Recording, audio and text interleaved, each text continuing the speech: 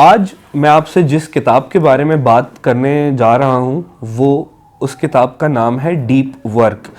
इसका ऑथर है Cal Newport, जो कि कंप्यूटर साइंस का प्रोफेसर है। इस किताब का मकसद है वो हमारी डेली लाइफ में जो हम काम करते हैं उसके बारे में है। जो ऑथर है वो दो तरह के काम बताता है। एक को वो क्लासिफाई करता है डीप वर्क में या गहराई में जाके काम करने को, और दूसरा वो शैलो वर्क जो कि सिर्फ जिसमें कोई ज़्यादा कंसंट्रेशन नहीं लगती और आप वो कर सकते हैं। डीप वर्क और शैलो वर्क में जो फ़र्क वो बुनियादी तौर पे बताता है वो ये है कि डीप वर्क फुल कंसंट्रेशन के साथ कोई भी काम किया जाए तो उसको वो डीप वर्क कहता है। शैलो वर्क की मिसाल वो ये देता है कि जिसमें हम डिस्ट्रैक्टेड होते हैं, जैसे फॉर एग्जांपल हम ऑफिस का काम कर रहे होते हैं और साथ हम अपने कलीग्स के साथ बातचीत भी कर रहे होते हैं। ऑथर के मुताबिक दुनिया में ये जो शैलो वर्क है ये रिप्लेसेबल है। ये आने वाली टाइम्स में इंसान की जगह मशीन या आर्टिफिशियल इंटेलिजेंस या रोबोट्स वगैरह भी कर सकते हैं, लेकिन डीप वर्क का कोई मुतबादिल नहीं है। डीप वर्क की मिसालें, दो तीन किस्म की मिसालें इस किताब में उसने दी हैं। एक बिल गेट्स की है।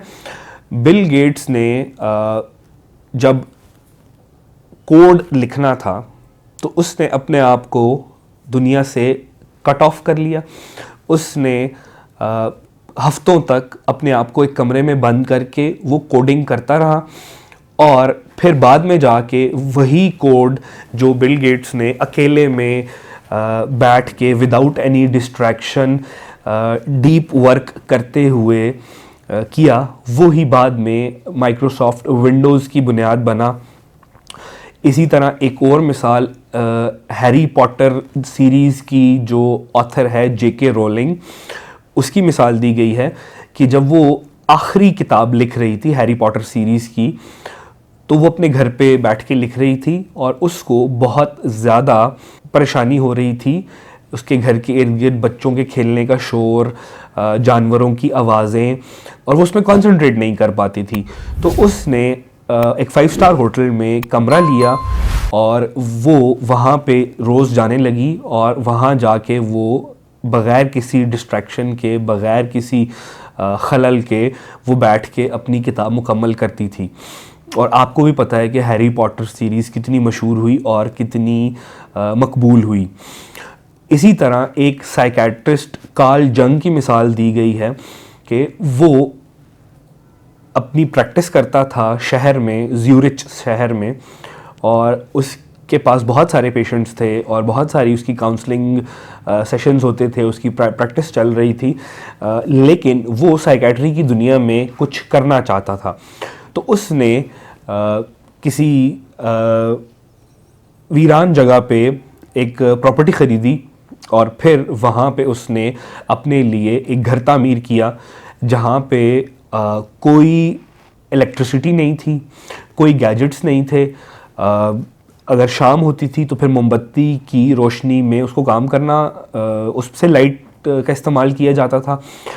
और कार्ल जंग अपनी प्रैक्टिस, अपनी सारी जो डेली लाइफ की मसरूफियात थी उनको छोड़ के वो उस प्रॉपर्टी पे आता था, उस अपने घर पे आता था, और वहाँ पे वो कितने ही दिनों तक बैठ के लिखता था, पढ़ता था। साइकेट्री में उसकी बहुत सारी साइकेट्री में बहुत सारी थ्योरीज़, बहुत सारे पेपर्स उसने लिखे, बहुत सारी नई चीज़ें उसने बताई, तो उसके लिए भी उसको अपने आप को दुनिया से अलग करना पड़ा।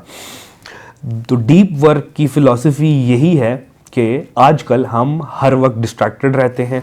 हम कभी सोशल मीडिया देख रहे हैं, कभी हम अगर नौजवानों की बात करें तो हम पढ़ रहे होते हैं और साथ हमारा फ़ोन बज रहा होता है। हम कभी फ़ोन को देखते हैं, कोई नोटिफिकेशन आता है हम उसको देखते हैं, फिर हम पढ़ाई की तरफ जाते हैं। हम टोटल पूरा फोकस हम जो है वो नहीं दे पाते। तो इस किताब में कायल न्यूपोर्ट ने 4 तरीके बताए हैं डीप वर्क करने के।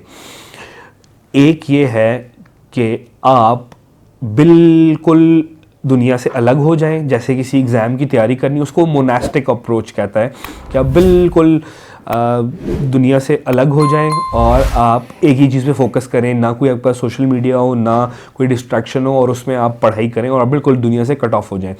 दूसरा जो उसने बताया है वो है bimodal approach. Bimodal approach ये है कि अगर आप अपने आप को दुनिया से कट ऑफ नहीं कर सकते, आपकी जॉब ऐसी है, आपकी पढ़ाई ऐसी है, या आपका कोई पेशा ऐसा है कि आप अपने आप को बिल्कुल कट ऑफ नहीं कर सकते, तो कुछ घंटे आप निकालें जिसमें आप अपना काम करें और उसमें आप बिल्कुल डिस्ट्रैक्शन फ्री हो, आपका फ़ोन आपके पास ना हो, आपके को कोई तंग करने वाला ना हो, आपको कोई शोर शराबा ना हो, उसमें आप अपना काम करें और बाकी टाइम पे आप अपनी नॉर्मल ज़िंदगी गुजारें। तीसरी जो उसने अप्रोच बताई है वो जर्नलिस्टिक अप्रोच है कि आपको जब जहाँ पे मौका मिले वहाँ पे आप डीप वर्क जो है वो करना शुरू कर दें। और आपको अगर 1 घंटा भी मिलता है तो 1 घंटे में आप डिस्ट्रैक्शन फ्री रह के अपना काम करें। वो अपनी मिसाल इस किताब में देता है कि जब उसको अपनी बेगम और अपने बच्चों को अपने ससुराल लेके जाना होता था, तो वो अपनी बेगम को और बच्चों को ससुराल लेके जाता था और वहाँ पे वो एक कमरे में अपने आप को बंद कर लेता था। उसको 1 घंटा मिलता था, 2 घंटा मिलते थे, तो वो वहाँ बैठ के अपनी कंप्यूटर की कोडिंग करता था और अपने रिसर्च पेपर्स पे काम करता था, और उसने अपने बहुत सारे रिसर्च पेपर्स जो है वो पब्लिश किए हैं। और चौथी उसने rhythmic philosophy of deep work बताई है। उसमें ये है कि आप अपना रिदम जनरेट करें। आपने डीप वर्क करने की जब आदत डालते हैं, आप रोज़ एक काम करें। फॉर एग्ज़ाम्पल, आपने एक किताब पढ़नी है तो आप रोज़ पढ़ें, और आपके पास कैलेंडर है उस पर आप क्रॉस कर दें कि मैंने आज ये काम कर दिया है। तो अगर आप डेली वो काम करते रहेंगे तो आपका रिदम बन जाएगा, फिर आपको बहुत ज़्यादा एनर्जी उसमें डालने की ज़रूरत नहीं पड़ेगी और आप वो काम करते रहेंगे। वो एक चेन बन जाएगी, जिसको चेन फ़िलासफ़ी भी कहते हैं ऑफ डीप वर्क की।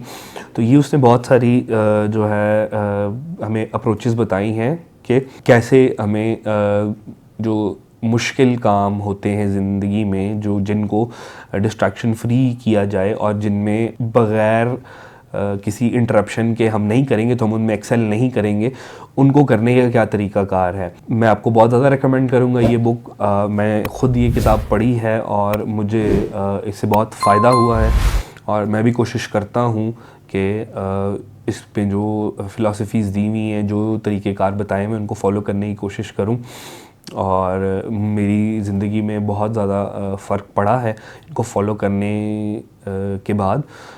तो मैं आपको रेकमेंड करूँगा कि आप ज़रूर इस बुक को पढ़िएगा, और पढ़ने के बाद या ये वीडियो देखने के बाद कमेंट्स में हमें अपने राय के बारे में बताएं, और आप हमसे ये भी मुतालबा कर सकते हैं या आप हमें बता सकते हैं कि आपको और किस किस बुक का रिव्यू हमारे प्लेटफॉर्म से चाहिए। हम उस बुक का भी रिव्यू आपके लिए लेके आएंगे। और अंटिल नेक्स्ट टाइम, अल्लाह हाफ़िज़।